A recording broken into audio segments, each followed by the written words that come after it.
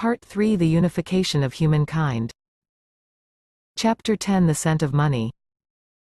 In 1519 Hernán Cortés and his conquistadors invaded Mexico, hitherto an isolated human world. The Aztecs, as the people who lived there called themselves, quickly noticed that the aliens showed an extraordinary interest in a certain yellow metal. In fact, they never seemed to stop talking about it. The natives were not unfamiliar with gold, it was pretty and easy to work, so they used it to make jewelry and statues, and they occasionally used gold dust as a medium of exchange. But when an Aztec wanted to buy something, he generally paid in cocoa beans or bolts of cloth. The Spanish obsession with gold thus seemed inexplicable. What was so important about a metal that could not be eaten, drunk or woven, and was too soft to use for tools or weapons? When the natives questioned Cortés as to why the Spaniards had such a passion for gold, the conquistador answered, "Because I and my companions suffer from a disease of the heart which can be cured only with gold." In the Afro-Asian world from which the Spaniards came, the obsession for gold was indeed an epidemic. Even the bitterest of enemies lusted after the same useless yellow metal. 3 centuries before the conquest of Mexico, the ancestors of Cortés and his army waged a bloody war of religion against the Muslim kingdoms in Iberia and North Africa. The followers of Christ and the followers of Allah killed each other by the thousands, devastated fields and orchards, and turned prosperous cities into smoldering ruins, all for the greater glory of Christ or Allah. As the Christians gradually gained the upper hand, they marked their victories not only by destroying mosques and building churches, but also by issuing new gold and silver coins bearing the sign of the cross and thanking God for his help in combating the infidels. Yet alongside the new currency, the victors minted another type of coin, called the Malares, which carried a somewhat different message. These square coins made by the Christian conquerors were emblazoned with flowing Arabic script that declared, "There is no God except Allah, and Muhammad is Allah's messenger." Even the Catholic bishops of Melguel and Agde issued these faithful copies of popular Muslim coins, and God-fearing Christians happily used them. Tolerance flourished on the other side of the hill too. Muslim merchants in North Africa conducted business using Christian coins such as the Florentine florin, the Venetian ducat and the Neapolitan gigliotto. Even Muslim rulers who called for jihad against the infidel Christians were glad to receive taxes in coins that invoked Christ and his Virgin Mother. How much is it? Hunter-gatherers had no money. Each band hunted, gathered and manufactured almost everything it required, from meat to medicine, from sandals to sorcery. Different band members may have specialized in different tasks, but they shared their goods and services through an economy of favors and obligations. A piece of meat given for free would carry with it the assumption of reciprocity, say, free medical assistance. The band was economically independent, only a few rare items that could not be found locally, seashells, pigments, obsidian and the like, had to be obtained from strangers. This could usually be done by simple barter: "We'll give you pretty seashells, and you'll give us high-quality flint." Little of this changed with the onset of the agricultural revolution. Most people continued to live in small, intimate communities. Much like a hunter-gatherer band, each village was a self-sufficient economic unit, maintained by mutual favors and obligations plus a little barter with outsiders. One villager may have been particularly adept at making shoes, another at dispensing medical care, so villagers knew where to turn when barefoot or sick. But villages were small and their economies limited, so there could be no full-time shoemakers and doctors. The rise of cities and kingdoms and the improvement in transport infrastructure brought about new opportunities for specialization. Densely populated cities provided full-time employment not just for professional shoemakers and doctors, but also for carpenters, priests, soldiers and lawyers. Villages that gained a reputation for producing really good wine, olive oil or ceramics discovered that it was worth their while to specialize nearly exclusively in that product and trade it with other settlements for all the other goods they needed. This made a lot of sense. Climates and soils differ, so why drink mediocre wine from your backyard if you can buy a smoother variety from a place whose soil and climate is much better suited to grapevines? If the clay in your backyard makes stronger and prettier pots, then you can make an exchange. Furthermore, full-time specialist vintners and potters, not to mention doctors and lawyers, can hone their expertise to the benefit of all. But specialization created a problem. How do you manage the exchange of goods between the specialists? An economy of favors and obligations doesn't work when large numbers of strangers try to cooperate. It's one thing to provide free assistance to a sister or a neighbor, a very different thing to take care of foreigners who might never reciprocate the favor. One can fall back on barter. But barter is effective only when exchanging a limited range of products. It cannot form the basis for a complex economy. In order to understand the limitations of barter, imagine that you own an apple orchard in the hill country that produces the crispest, sweetest apples in the entire province. You work so hard in your orchard that your shoes wear out. So you harness up your donkey cart and head to the market town down by the river. Your neighbor told you that a shoemaker on the south end of the marketplace made him a really sturdy pair of boots that's lasted him through 5 seasons. You find the shoemaker's shop and offer to barter some of your apples in exchange for the shoes you need. The shoemaker hesitates. How many apples should he ask for in payment? Every day he encounters dozens of customers, a few of whom bring along sacks of apples, while others carry wheat, goats or cloth, all of varying quality. Still others offer their expertise in petitioning the king or curing backaches. The last time the shoemaker exchanged shoes for apples was 3 months ago, and back then he asked for 3 sacks of apples. Or was it 4? But come to think of it, those apples were Sour Valley apples, rather than Prime Hill apples. On the other hand, on that previous occasion, the apples were given in exchange for small women's shoes. This fellow is asking for man-size boots. Besides, in recent weeks a disease has decimated the flocks around town, and skins are becoming scarce. The tanners are starting to demand twice as many finished shoes in exchange for the same quantity of leather. Shouldn't that be taken into consideration? In a barter economy, every day the shoemaker and the apple grower will have to learn anew the relative prices of dozens of commodities. If 100 different commodities are traded in the market, then buyers and sellers will have to know 4,950 different exchange rates.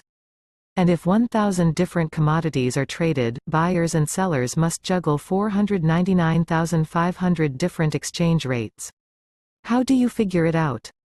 It gets worse. Even if you manage to calculate how many apples equal 1 pair of shoes, barter is not always possible. After all, a trade requires that each side want what the other has to offer. What happens if the shoemaker doesn't like apples and, if at the moment in question, what he really wants is a divorce?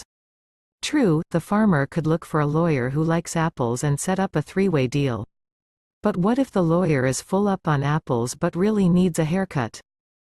Some societies tried to solve the problem by establishing a central barter system that collected products from specialist growers and manufacturers and distributed them to those who needed them. The largest and most famous such experiment was conducted in the Soviet Union, and it failed miserably. Everyone would work according to their abilities, and receive according to their needs turned out in practice into everyone would work as little as they can get away with, and receive as much as they could grab. More moderate and more successful experiments were made on other occasions, for example in the Inca Empire. Yet most societies found a more easy way to connect large numbers of experts. They developed money. Shells and cigarettes. Money was created many times in many places. Its development required no technological breakthroughs, it was a purely mental revolution. It involved the creation of a new intersubjective reality that exists solely in people's shared imagination. Money is not coins and banknotes. Money is anything that people are willing to use in order to represent systematically the value of other things for the purpose of exchanging goods and services. Money enables people to compare quickly and easily the value of different commodities such as apples, shoes and divorces, to easily exchange one thing for another, and to store wealth conveniently. There have been many types of money. The most familiar is the coin, which is a standardized piece of imprinted metal.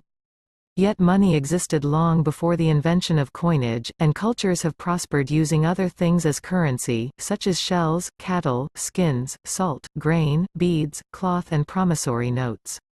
Cowrie shells were used as money for about 4,000 years all over Africa, South Asia, East Asia and Oceania. Taxes could still be paid in cowrie shells in British Uganda in the early 20th century. In ancient Chinese script, the cowrie shell sign represented money, in words such as to sell or reward. In modern prisons and POW camps, cigarettes have often served as money. Even non-smoking prisoners have been willing to accept cigarettes in payment, and to calculate the value of all other goods and services in cigarettes. One Auschwitz survivor described the cigarette currency used in the camp: "We had our own currency, whose value no one questioned, the cigarette. The price of every article was stated in cigarettes, in normal times, that is, when the candidates to the gas chambers were coming in at a regular pace. A loaf of bread cost 12 cigarettes, a 300-gram package of margarine, 30, a watch, 80 to 200, a liter of alcohol, 400 cigarettes." In fact, even today coins and banknotes are a rare form of money. In 2006, the sum total of money in the world is about $60 trillion, yet the sum total of coins and banknotes was less than $6 trillion. More than 90% of all money, more than $50 trillion appearing in our accounts, exists only on computer servers. Accordingly, most business transactions are executed by moving electronic data from one computer file to another, without any exchange of physical cash. Only a criminal buys a house, for example, by handing over a suitcase full of banknotes. As long as people are willing to trade goods and services in exchange for electronic data, it's even better than shiny coins and crisp banknotes, lighter, less bulky, and easier to keep track of. For complex commercial systems to function, some kind of money is indispensable. A shoemaker in a money economy needs to know only the prices charged for various kinds of shoes. There is no need to memorize the exchange rates between shoes and apples or goats. Money also frees Apple experts from the need to search out Apple-craving shoemakers, because everyone always wants money. This is perhaps its most basic quality. Everyone always wants money because everyone else also always wants money, which means you can exchange money for whatever you want or need. The shoemaker will always be happy to take your money, because no matter what he really wants, apples, goats or a divorce, he can get it in exchange for money. Money is thus a universal medium of exchange that enables people to convert almost everything into almost anything else. Brawn gets converted to brain when a discharged soldier finances his college tuition with his military benefits. Land gets converted into loyalty when a baron sells property to support his retainers. Health is converted to justice when a physician uses her fees to hire a lawyer, or bribe a judge. It is even possible to convert sex into salvation, as 15th-century prostitutes did when they slept with men for money, which they in turn used to buy indulgences from the Catholic Church. Ideal types of money enable people not merely to turn one thing into another, but to store wealth as well. Many valuables cannot be stored, such as time or beauty. Some things can be stored only for a short time, such as strawberries. Other things are more durable, but take up a lot of space and require expensive facilities and care. Grain, for example, can be stored for years, but to do so you need to build huge storehouses and guard against rats, mold, water, fire and thieves. Money, whether paper, computer bits or cowrie shells, solves these problems. Cowrie shells don't rot, are unpalatable to rats, can survive fires and are compact enough to be locked up in a safe. In order to use wealth, it is not enough just to store it. It often needs to be transported from place to place. Some forms of wealth, such as real estate, cannot be transported at all. Commodities such as wheat and rice can be transported only with difficulty. Imagine a wealthy farmer living in a moneyless land who emigrates to a distant province. His wealth consists mainly of his house and rice paddies. The farmer cannot take with him the house or the paddies. He might exchange them for tons of rice, but it would be very burdensome and expensive to transport all that rice. Money solves these problems. The farmer can sell his property in exchange for a sack of cowrie shells, which he can easily carry wherever he goes. Because money can convert, store and transport wealth easily and cheaply, it made a vital contribution to the appearance of complex commercial networks and dynamic markets. Without money, commercial networks and markets would have been doomed to remain very limited in their size, complexity and dynamism. How does money work? Cowrie shells and dollars have value only in our common imagination. Their worth is not inherent in the chemical structure of the shells and paper, or their color, or their shape. In other words, money isn't a material reality, it is a psychological construct. It works by converting matter into mind. But why does it succeed? Why should anyone be willing to exchange a fertile rice paddy for a handful of useless cowrie shells? Why are you willing to flip hamburgers, sell health insurance or babysit 3 obnoxious brats when all you get for your exertions is a few pieces of colored paper? People are willing to do such things when they trust the figments of their collective imagination. Trust is the raw material from which all types of money are minted. When a wealthy farmer sold his possessions for a sack of cowrie shells and traveled with them to another province, he trusted that upon reaching his destination other people would be willing to sell him rice, houses and fields in exchange for the shells. Money is accordingly a system of mutual trust, and not just any system of mutual trust. Money is the most universal and most efficient system of mutual trust ever devised. What created this trust was a very complex and long-term network of political, social and economic relations. Why do I believe in the cowrie shell or gold coin or dollar bill? Because my neighbors believe in them. And my neighbors believe in them because I believe in them. And we all believe in them because our king believes in them and demands them in taxes, and because our priest believes in them and demands them in tithes. Take a dollar bill and look at it carefully. You will see that it is simply a colorful piece of paper with the signature of the U.S. Secretary of the Treasury on one side, and the slogan, "In God We Trust," on the other. We accept the dollar in payment, because we trust in God and the U.S. Secretary of the Treasury. The crucial role of trust explains why our financial systems are so tightly bound up with our political, social and ideological systems, why financial crises are often triggered by political developments, and why the stock market can rise or fall depending on the way traders feel on a particular morning. Initially, when the first versions of money were created, people didn't have this sort of trust, so it was necessary to define as money things that had real intrinsic value. History's first known money, Sumerian barley money, is a good example. It appeared in Sumer around 3000 BC, at the same time and place, and under the same circumstances, in which writing appeared. Just as writing developed to answer the needs of intensifying administrative activities, so barley money developed to answer the needs of intensifying economic activities. Barley money was simply barley, fixed amounts of barley grains used as a universal measure for evaluating and exchanging all other goods and services. The most common measurement was the sila, equivalent to roughly 1 liter.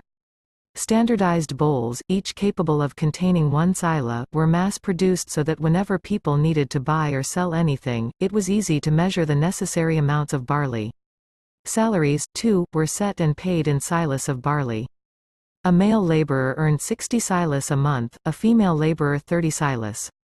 A foreman could earn between 1,200 and 5,000 silas. Not even the most ravenous foreman could eat 5,000 liters of barley a month, but he could use the silas he didn't eat to buy all sorts of other commodities, oil, goats, slaves, and something else to eat besides barley.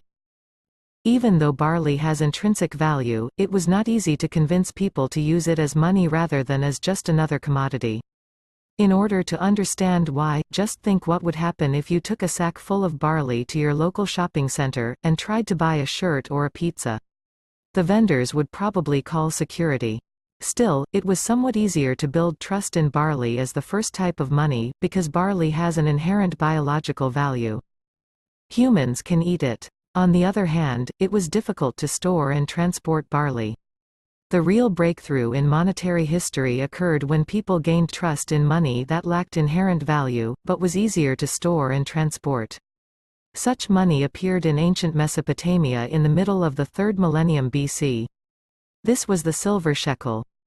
The silver shekel was not a coin, but rather 8.33 grams of silver. When Hammurabi's code declared that a superior man who killed a slave woman must pay her owner 20 silver shekels, it meant that he had to pay 166 grams of silver, not 20 coins. Most monetary terms in the Old Testament are given in terms of silver rather than coins. Joseph's brothers sold him to the Ishmaelites for 20 silver shekels, or rather 166 grams of silver, the same price as a slave woman. He was a youth, after all. Unlike the barley sila, the silver shekel had no inherent value. You cannot eat, drink or clothe yourself in silver, and it's too soft for making useful tools. Plowshares or swords of silver would crumple almost as fast as ones made out of aluminium foil. When they are used for anything, silver and gold are made into jewelry, crowns and other status symbols, luxury goods that members of a particular culture identify with high social status. Their value is purely cultural. Set weights of precious metals eventually gave birth to coins.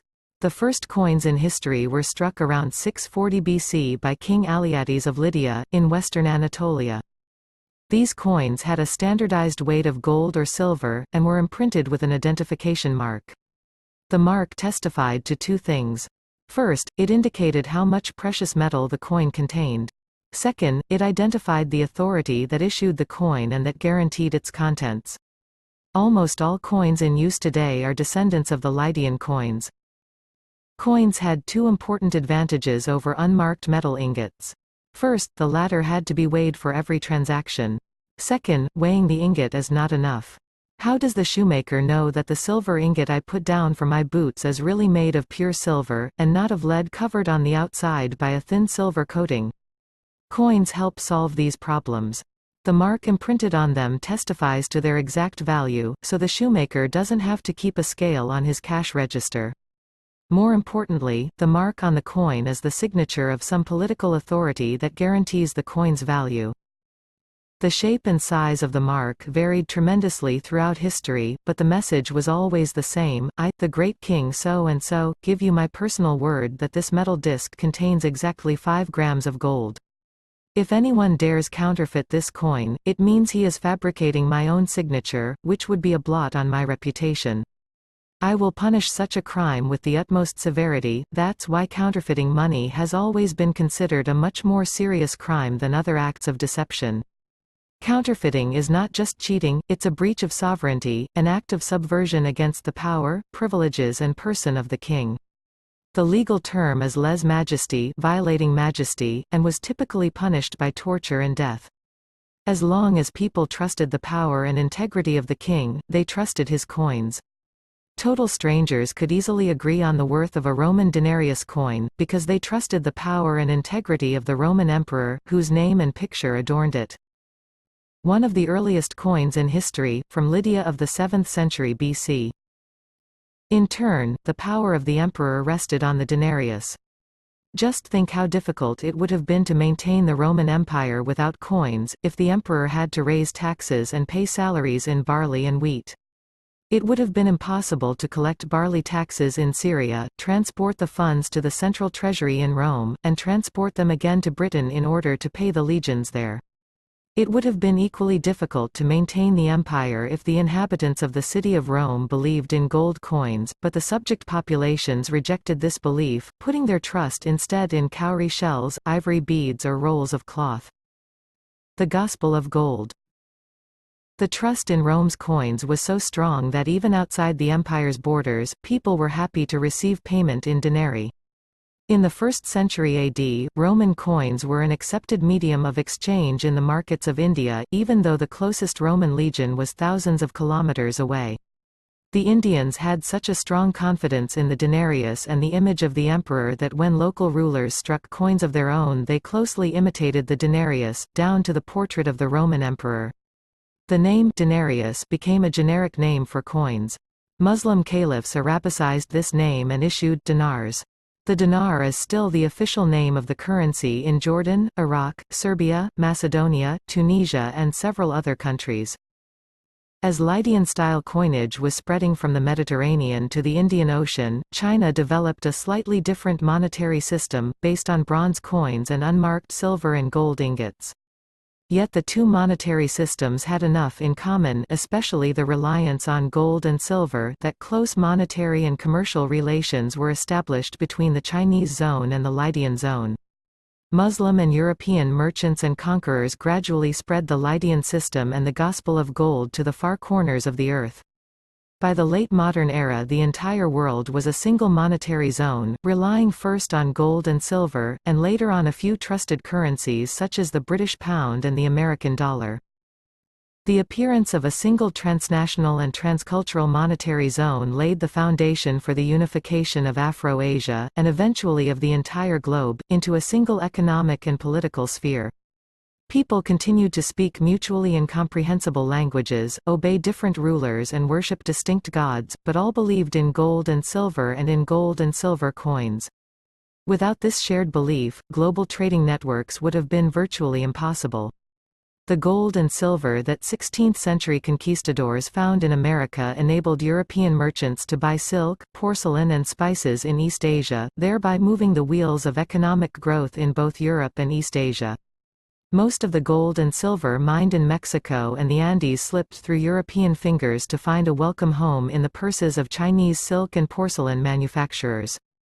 What would have happened to the global economy if the Chinese hadn't suffered from the same disease of the heart that afflicted Cortés and his companions, and had refused to accept payment in gold and silver? Yet why should Chinese, Indians, Muslims and Spaniards, who belonged to very different cultures that failed to agree about much of anything, nevertheless share the belief in gold? Why didn't it happen that Spaniards believed in gold, while Muslims believed in barley, Indians in cowrie shells, and Chinese in rolls of silk? Economists have a ready answer. Once trade connects two areas, the forces of supply and demand tend to equalize the prices of transportable goods. In order to understand why, consider a hypothetical case. Assume that when regular trade opened between India and the Mediterranean, Indians were uninterested in gold, so it was almost worthless. But in the Mediterranean, gold was a coveted status symbol, hence its value was high. What would happen next? Merchants traveling between India and the Mediterranean would notice the difference in the value of gold. In order to make a profit, they would buy gold cheaply in India and sell it dearly in the Mediterranean. Consequently, the demand for gold in India would skyrocket, as would its value. At the same time, the Mediterranean would experience an influx of gold, whose value would consequently drop. Within a short time, the value of gold in India and the Mediterranean would be quite similar. The mere fact that Mediterranean people believed in gold would cause Indians to start believing in it as well. Even if Indians still had no real use for gold, the fact that Mediterranean people wanted it would be enough to make the Indians value it. Similarly, the fact that another person believes in cowrie shells, or dollars, or electronic data, is enough to strengthen our own belief in them, even if that person is otherwise hated, despised or ridiculed by us. Christians and Muslims who could not agree on religious beliefs could nevertheless agree on a monetary belief, because whereas religion asks us to believe in something, money asks us to believe that other people believe in something. For thousands of years, philosophers, thinkers and prophets have besmirched money and called it the root of all evil. Be that as it may, money is also the apogee of human tolerance. Money is more open-minded than language, state laws, cultural codes, religious beliefs and social habits. Money is the only trust system created by humans that can bridge almost any cultural gap, and that does not discriminate on the basis of religion, gender, race, age or sexual orientation. Thanks to money, even people who don't know each other and don't trust each other can nevertheless cooperate effectively. The price of money. Money is based on two universal principles. A. Universal convertibility. With money as an alchemist, you can turn land into loyalty, justice into health, and violence into knowledge. B. Universal trust. With money as a go-between, any two people can cooperate on any project. These principles have enabled millions of strangers to cooperate effectively in trade and industry. But these seemingly benign principles have a dark side. When everything is convertible, and when trust depends on anonymous coins and cowrie shells, it corrodes local traditions, intimate relations and human values, replacing them with the cold laws of supply and demand. Human communities and families have always been based on belief in priceless things, such as honor, loyalty, morality and love. These things lie outside the domain of the market, and they shouldn't be bought or sold for money. Even if the market offers a good price, certain things just aren't done. Parents mustn't sell their children into slavery, a devout Christian must not commit a mortal sin, a loyal knight must never betray his lord, and ancestral tribal lands shall never be sold to foreigners. Money has always tried to break through these barriers, like water seeping through cracks in a dam. Parents have been reduced to selling some of their children into slavery in order to buy food for the others. Devout Christians have murdered, stolen and cheated, and later used their spoils to buy forgiveness from the Church. Ambitious knights auctioned their allegiance to the highest bidder, while securing the loyalty of their own followers by cash payments. Tribal lands were sold to foreigners from the other side of the world in order to purchase an entry ticket into the global economy. Money has an even darker side. For although money builds universal trust between strangers, this trust is invested not in humans, communities or sacred values, but in money itself and in the impersonal systems that back it.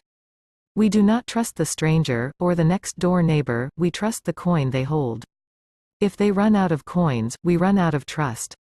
As money brings down the dams of community, religion and state, the world is in danger of becoming one big and rather heartless marketplace. Hence the economic history of humankind is a delicate dance. People rely on money to facilitate cooperation with strangers, but they're afraid it will corrupt human values and intimate relations.